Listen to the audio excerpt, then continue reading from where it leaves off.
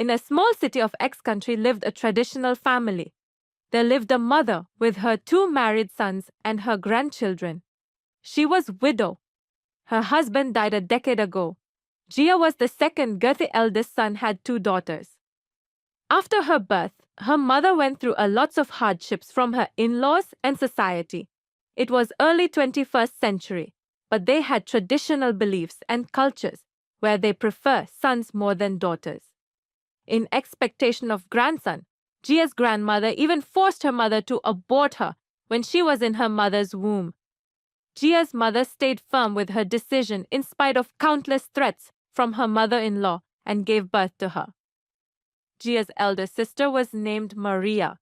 She was 3 years older than Gia. She was an average-looking girl with a sharp mind.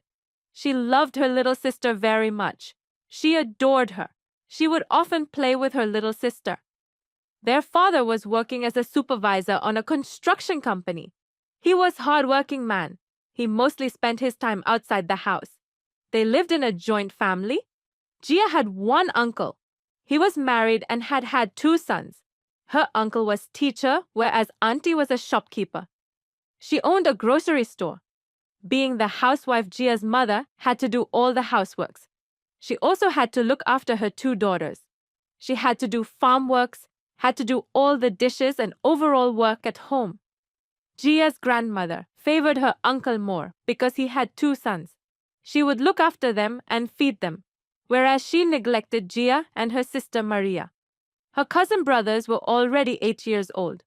They were twins. They had already started primary school. During the day, they would go to the school, whereas Gia and her sister would be at home, about some random things.